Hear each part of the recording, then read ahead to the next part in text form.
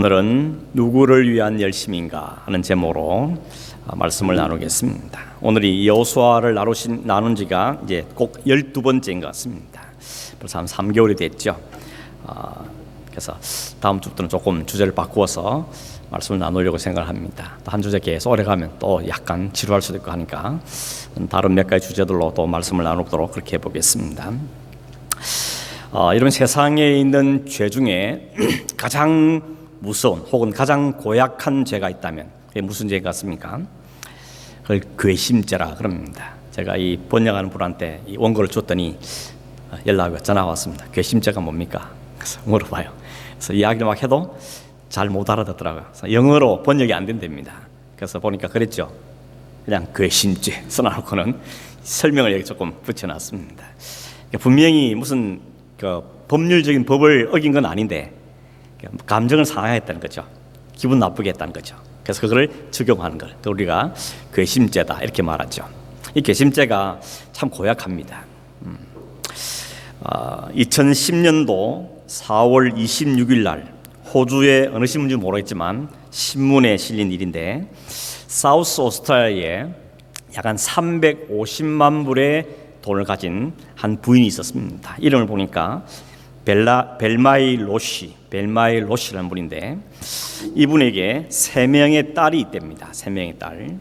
이 350만 불의 돈을 3명의 딸에게 물려주는 유산을 넘겨주는 유언장을 이렇게 기록을 했는데 그 유언장이 공개가 됐습니다. 공개가 되자마자 이 딸들이 완전 발칵 뒤집힌 겁니다. 왜냐하면 그 유언장에 보니까 한 사람당 5센트짜리 30개씩을 주겠다는 겁니다. 얼마입니까? 1불 50. 각 사람에게 1불 50씩 주고 나머지 모든 돈은 레드크로스, 적십자에다가 기부하겠다. 이렇게 유언장에 써놓은 겁니다. 이 딸들이 난리가 난 거죠. 어머니가 빨리 물려주기만 기다리고 있었는데 그 이유가 뭔가 하면 그 이유가 괘씸죄입니다. 평소에 엄마 마음에 안 들었던 거죠. 그러니까 자세한 이야기를 안 써서 모르겠지만 그 딸들에게 마음이 괘씸하니까 그 딸들에게 1불 50원 주겠다 이렇게 했다는 것입니다. 아마 여러분 가운데도 혹시 이렇게 괘씸죄에 걸렸거나 혹은 괘씸죄를 적용한 그런 경험이 있지 않겠는가 하는 생각이 들어집니다. 이 이야기를 왜 하는가 하면 오늘 성경에 나오는 이 기본 사람들이 이 괘씸죄에 걸렸습니다. 이유는 뭔가 하면 가나안에 있는 사람들이 똘똘 뭉쳐가지고 공격에 들어오는 이스라엘과 싸우려고 준비하고 있는데 이 기본 사람들은 살짝 빠져나가가지고 자기들끼리 이스라엘과 약속을 맺어버린 겁니다. 우리 서로 공격하지 말자, 싸우지 말자 하고 맺어버린 겁니다. 여러분 이게 소문이 안 나겠습니까? 소문이 다 난 거죠. 그러니 이 가나안 사람들이 화가 난 겁니다. 어떻게 니만 살려 그러냐. 그래서 괘씸죄가 적용된 거죠. 그래서 여호수아와 이스라엘 백성과 싸우기 전에 니네부터 손보겠다 이렇게 된 거죠. 그래서 이 가나안의 다섯 왕들이 똘똘 뭉쳐가지고 이스라엘이 아니라 기본을 공격하기로 결정을 한 겁니다. 이 소식을 들었던 이 기본 사람들이 얼마나 두려웠겠습니까? 그러니까 의지할 곳은 이제 이스라엘뿐이니까 사람을 보내가지고 SOS를 친 겁니다. 좀 도와주십시오. 큰일 났습니다. 도와주는 것입니다. 이게 SOS를 보낸 겁니다. 여러분 만약에 우리가 여호수아나 이스라엘 백성이라면 어떤 생각이 들까요? 이런 생각이 들죠. 잘됐다. 속았어. 어쩔 수 맺은 조약인데 이거 가만히 있어도 해결되겠구나. 하나님 역시 우리 손도 안 대도록 해주셨구나. 이런 마음을 품을 수 있지 않겠는가 생각이 들었습니다. 여러분은 안 그런 생각 안 하는 것 같은데 저는 그런 생각이 들었거든요. 참 좋은 찬스다 생각이 들었던 겁니다. 그런데 여호수아와 이스라엘의 장로들은 그렇게 반응을 하지 않습니다. 7절에 보니까 여호수아가 모든 군사와 용사와 더불어 길갈에서 올라가니라. 9절에도 여호수아가 길갈에서 밤새도록 올라가 갑자기 그들에게 이르렀다 그랬습니다. 여호수아는 SOS를 치는 그들을 무시하지 않고 그 말을 듣자마자 모든 군대를 모은 다음에 그날도 지나기 전에 밤새도록 달려서 그 기본 사람을 도우기 위해서 갔다는 이야기입니다. 거기까지 거리가 한 40km 된답니다. 40km면 낮에 가도 그 많은 군대를 끌고 가려면 시간 꽤 걸리지 않습니까? 근데 밤입니다. 그것도 요즘처럼 이렇게 고속도로가 짜 있겠습니까? 그 산길을, 험한 길을, 그 군대를 거느리고 40km 간다는 건 쉽지 않습니다. 대개 낮에도 한 2, 3일 걸릴 거라고 학자들은 이야기합니다. 그런데 하룻밤새 거기에 도착한 겁니다. 이스라엘 군대가 갑자기 다음날 아침에 들이닥쳤을 때 놀란 사람이 누구겠습니까? 적군들이 놀란 겁니다. 도대체가 이게 어떻게 됐냐는 것이죠. 분명히 이 기본 사람들이 SOS를 쳤다는 정도로 알았기 때문에 그래도 한 2, 3일은 걸릴 거니까 그 사이에 이것들 손봐야 되겠다, 이렇게 생각하고 있었는데 그 다음날 갑자기 막 들이닥치니까 깜짝 놀란 겁니다. 더 놀란 사람 누구겠습니까? 기본 사람들입니다. SOS를 쳐놓고는 이 사람들의 마음에 고민이 되는 겁니다. 우리가 사람을 보내긴 했지만, 도와달라고 요청은 했지만 진짜 도와줄 건가? 이제 우리가 이 약속을 거짓말로 속임수를 했다는 걸 뻔히 알 텐데 그런 우리를 과연 도와줄 것인가? 이게 퀘션 마크인 겁니다. 안 도와주면 어떻게 하나? 이 마음이 졸이고 불안해하고 밤에 잠이 안 왔겠죠. 근데 아침에 보니까 이스라엘 군대가 막 떼거지로 몰려와서 자기를 돕겠다고 달려온 겁니다. 아마 큰 충격을 받았지 않겠는가 하는 생각이 들어집니다. 이렇게 전쟁이 시작되는데 이번 전쟁은 흥미로운 건가 하면 하나님께서 전쟁을 할 때마다 방법을 다르게 쓴다는 겁니다. 첫 번째 성이었던 여리고 때 어떻게 했습니까? 백성들을 다 줄 세워가지고 한 바퀴 돌라 그랬죠. 근데 마지막 날 소리를 꽉 지르니까 성이 무너졌습니다. 아이성 때는 어떻게 했습니까? 성 밖으로 끌어내가지고 유인한 다음에 매복해 있다가 그 성을 차지하게 만들었죠. 이번 세 번째는 기습작전입니다. 갑자기 들이닥쳐서 그 성을 싸우게 된 것입니다. 이건 우리에게 뭔가 시사한 바 있다는 생각이 들죠. 하나님의 역사는 언제나 똑같은 패턴이 아니더라는 겁니다. 하나님은 굉장히 크리에이티브한 분이죠. 그래서 매사에 아주 스릴 넘치고 또 상당히 긴장감도 있고 그리고 드라마틱한 방법을 사용하더라는 겁니다. 그럼 왜 하나님이 이렇게 다양한 방법을 쓰시느냐라고 묻는다면 이런 겁니다. 곰곰이 생각해 보니까 하나님 원하시는 게 이겁니다. 매 순간, 매일, 매 사건 때마다 물으라는 겁니다. 매일, 매 순간 똑같은 일이 반복된다 할지라도 그때마다 하나님께 물어달라는 것이 하나님의 마음이라는 생각이 듭니다. 비슷한 일을 만나고 비슷한 문제를 만나면 사람은 대개 어떻게 합니까? 전에도 이랬으니까, 전에도 이런 경험이 있으니까 그때 경험을 잘 살려서 하면 되겠지 라고 하는 게 일반적인 생각들입니다. 여러분 성경을 읽어보면 하나님께 가장 싫어하는 것 중에 하나가 뭔가 하면 교만이죠. 교만한 게 뭡니까? 하나님 제쳐두고 하는 게 교만이지 않습니까? 하나님이 하실 일 내가 한다든지 하나님 대신 하겠다든지 하나님보다 내가 잘한다든지 이게 바로 교만인데 이 교만한 게 어디서 오는가 하면 항상 자신감에서 오는 거죠. 자신감, 내 자신 있다는 겁니다. 그리고 이 자신감 어디서 오는가 하면 대개 경험에서 오는 겁니다. 그때도 했으니까, 그때도 잘 해냈으니까 이번에도 할 수 있을 거야. 이런 경험으로 온 자신감 때문에 교만해지는 경우가 상당히 많다는 겁니다. 근데 하나님 그걸 싫어하시는 거죠. 하나님 우리에게 항상 새롭게, 항상 우리를 위해서 스탠바이하면서 우리에게 줄 걸 준비하고 계시는데 그때마다 물으라는 겁니다. 그래서 예수님도 그러죠. 주기도문 가르칠 때 일용할 양식을 구하라 그러죠. 월용할 양도 아닙니다. 1년치가 아니고 매일 구하라 그럽니다. 만나를 주실 때 어떻게 했습니까? 매일 구하라 그러죠. 매일 아침 가서 15호멜씩 거두었습니다. 그건 하나님이 매일 구하라는 겁니다. 오늘 똑같은 삶이 우리는 반복되지만 똑같은 일을 하고 똑같은 일을 만나고 똑같은 사건을 경험하지만 그러나 그때마다 하나님 이번에는 어떻게 할까요?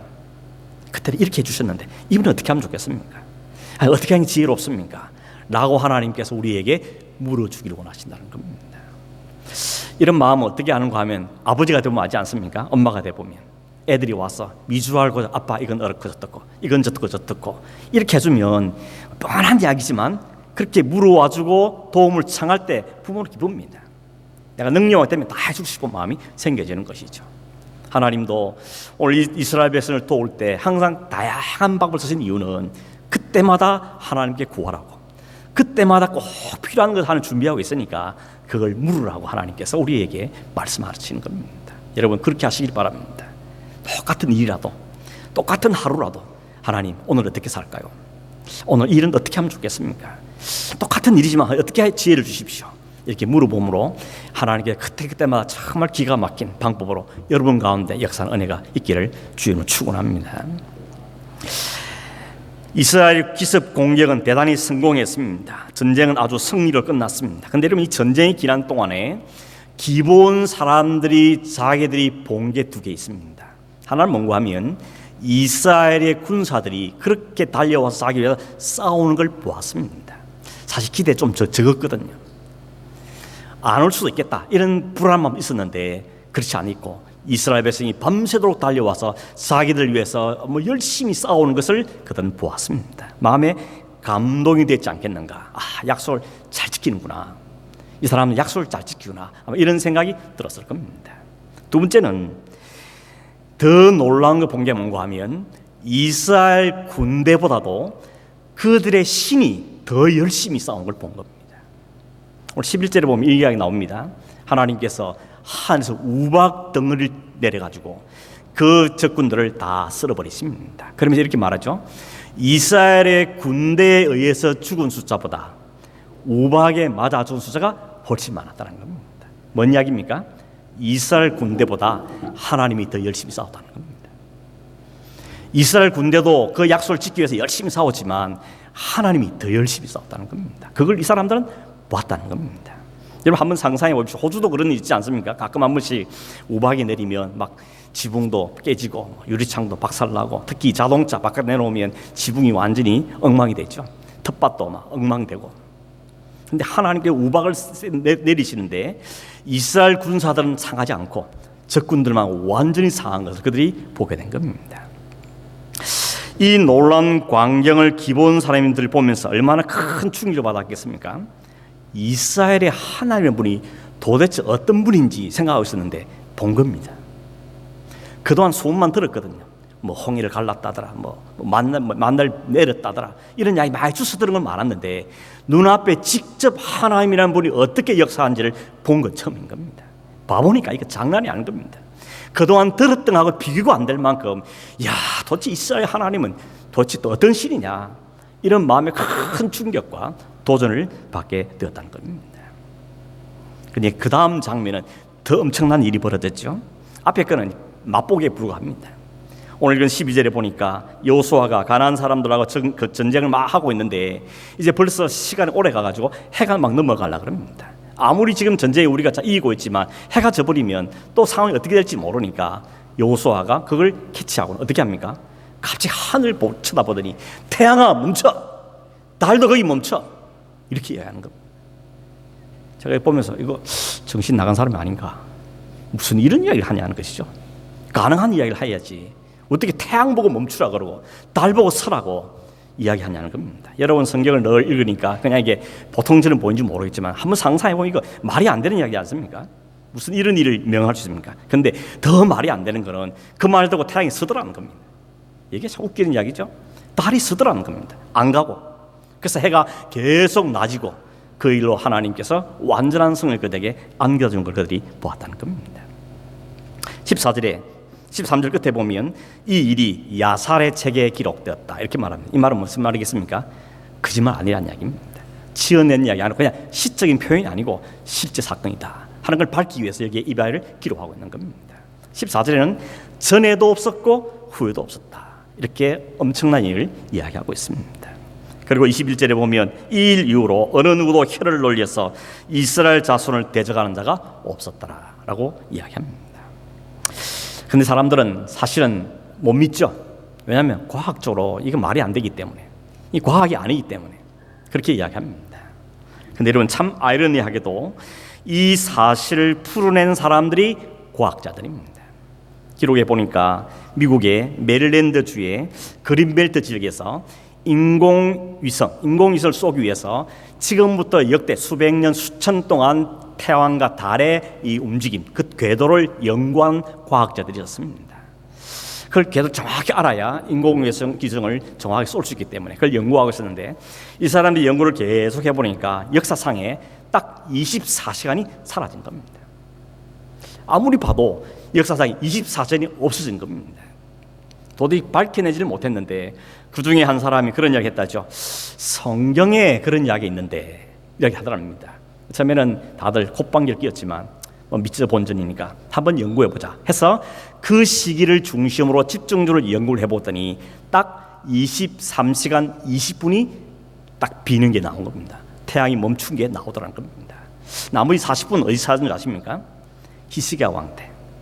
히스기야 왕 때 병도 죽게 된 사람을 하나님 살려주시면 뭐라 했습니까? 징표로 해가 10도 뒤로 물러가겠다는 거죠. 그 10도를 계산하니까 40분이라는 겁니다. 그래서 정확하게 24시간이 역사상에 멈췄던 기록이 증명된, 그걸 과학자들이 발견해냈다는 겁니다. 우리는 그 과학자들이 그걸 발견 안 해내도 하나님 말씀이 때문에 받아들이죠. 천지를 만물을 하나님 말씀 창조했는데 그 해 잠깐 멈춘 게 뭐 큰 때 될 수 있겠습니까? 우리는 믿음을 받을 수 있는 것입니다. 어떤 분은 그런 이야기 했습니다. 천지 창조가 믿어진다면 못 믿을 게 없다, 이런 이야기를 합니다. 그래서 창세기 1장 1절이 믿어지면 창세기 성경은 다 믿을 수 있다는 겁니다. 근데 창세기 1장 1절이 안 믿어지면 아무것도 믿을 수 없다는 이야기를 하는 것이죠. 오늘 여러분, 이 사건, 이 기적적인 사건에서 가장 중요한 것, 오늘 꼭 말씀드리고 싶은 게 뭔가 하면 하나님이 이 전쟁에 친히 개입하셔서 일하셨다는 겁니다. 싸우셨다는 것입니다. 기본 사람들은 하나님께 직접 개입하신 것을 그들의 눈으로 봤습니다. 우박을 내려서 태양을 멈추게 해서 일하시는, 역사하시고 싸우시는 하나님을 그들의 눈으로 직접 본 겁니다. 이스라엘 군대보다 하나님이 더 열심히 일하시는, 더 싸우는 걸 본 거죠. 여기 질문이 있죠. 왜 그랬냐는 겁니다. 하나님 왜 그 기본을 위해서 그렇게 열심을 내셨냐 하는 게 오늘 우리의 관심인 겁니다. 따지고 보면 이 전쟁은 이스라엘 백성을 위한 전쟁도 아닙니다. 그렇죠? 기본을 위한 전쟁입니다. 기본 살리려고. 이 기본 민족은 하나님 백성이 아닙니다. 심판받아야 될 가난한 민족 중에 한 사람들입니다. 더군다나 이 사람은 어떻겠습니까? 약속을 속여서 맺은 사람들입니다. 괘씸죄를 여기도 적용해야 되지 않겠습니까? 하나님도 이 괘씸한 것들. 그런데 더 나아가서 뭐였습니까? 이 조약은 하나님께 묻지 않아간 조약이기 때문에 하나님은 책임을 질 이유가 없는 겁니다. 니네들이 했지 않냐? 니네들이 알아서 해라, 이럴 수 있을 텐데 하나님 이를 그렇지 않더라는 거죠. 더더구나 놀라운 것은 하나님께서 선택하신 이스라엘 민족을 위해서 하나님이 홍해도 막 가르시고 요단강도 가르시고 만나 메추리를 떨어뜨리시고 하나 이런 기적들, 반석에 물이 나오고 이런 기적을 행하셨는데 그런 기적들에 못지않는 기적을 이 기본을 위해서 하나님이 사용하셨다는 겁니다. 왜 그러냐는 것이죠. 두 가지 이유 때문에 생각합니다. 첫째는 뭔가 하면 이 전쟁에 하나님 이름이 걸렸거든요. 이 전쟁은 하나님의 명예가 달린 전쟁이기 때문에 그렇습니다. 비록 자기들끼리 약속했지만 이 전쟁을 지켜보는 모든 사람들은 이 전쟁에 하나님의 이름과 명예가 걸렸다는 걸 다 알고 있습니다. 그런데 만약에 하나님 못 포기하신다면, 괘씸해서 그냥 지나가신다면 뭐라 그러겠습니까? 우리가 하나님께 기대봐도 안 도와주시는구나. 다른 민족들도 하나님께 기대봐, 그 꼴이야.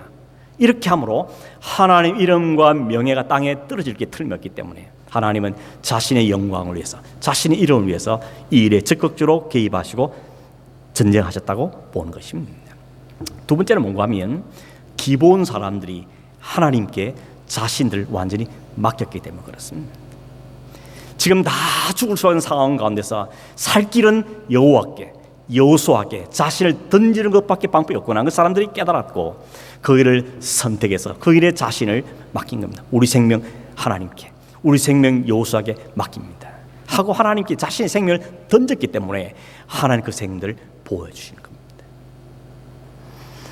체면도 버렸죠. 배신한 욕먹기도 작정했습니다. 그들이 살 길이 뭔지를 알았기 때문에 자신들의 생명을 거기다가 던져버렸던 겁니다. 여러분, 그런데 하나님이 어떻게 그들을 안 돌보시겠습니까? 하나님을 믿고 하나님께 자신의 모든 걸 걸었는데 하나님 그 생명을 책임 안 지겠습니까? 책임지는 것입니다. 사실 기본 사람들은 화친을 맺고 나서도 굉장히 불안했을 겁니다. 얼마나 고민과 걱정이 많았겠습니까? 그런데 말 그대로 그 걱정은 안 해도 될 걱정이었던 겁니다. 언약은 지켜졌고 무시되지 않았습니다. 이스라엘과 여호수아가 밤새도록 달려와 그들을 도왔고 그들보다 더 놀랍게 하나님은 그들을 돕는 일을 행하셨다는 겁니다. 이 일을 통해 기본 사람은 확실히 보았죠. 확실히 깨달았을 겁니다. 뭘 깨달았겠습니까? 여호와라는 신이 진짜 신이구나. 그리고 그 신이 내가 우리를 맡겼더니 그 신이 우리를 다 책임지시는구나.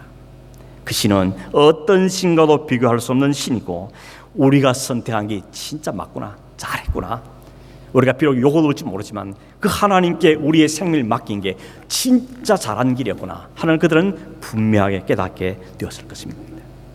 오늘 이 사건을 통해서 하나님은 오늘 여호수아와 이스라엘 백성들에게 그리고 기브온 사람들에게 오늘 이 사건을 보는 오늘 우리에게 중요한 사실을 우리에게 알려주는 거죠.